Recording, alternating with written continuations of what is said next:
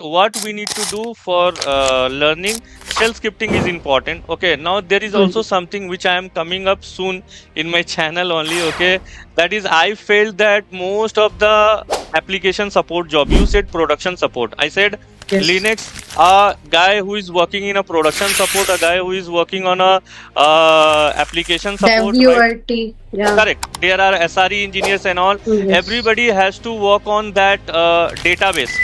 You right? Yeah. And there we are lacking. I see. Yes. There most of the peoples are lacking, and when we say okay, just take a backup or something like that, will no, I don't know about the database. Then how I can work? It's not in my profile.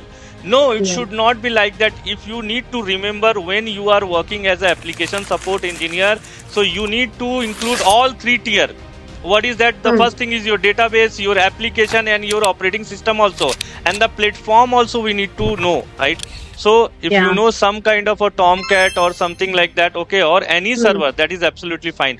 But DB is most important now. Okay? Yeah. So the roadmap is like for a Linux administrator, where if suppose down the line, I'm just telling you, somebody asked me recently one question, sir, how much will be the salary of a Linux administrator who is having 5 years of experience, Bhavya, okay? So I said his salary range in India, very honestly, and this data is not from somewhere else. It's because of my own salary, pay slips and all. I have concluded it will be between 5 lakhs to 10 lakhs, and you can go more than that.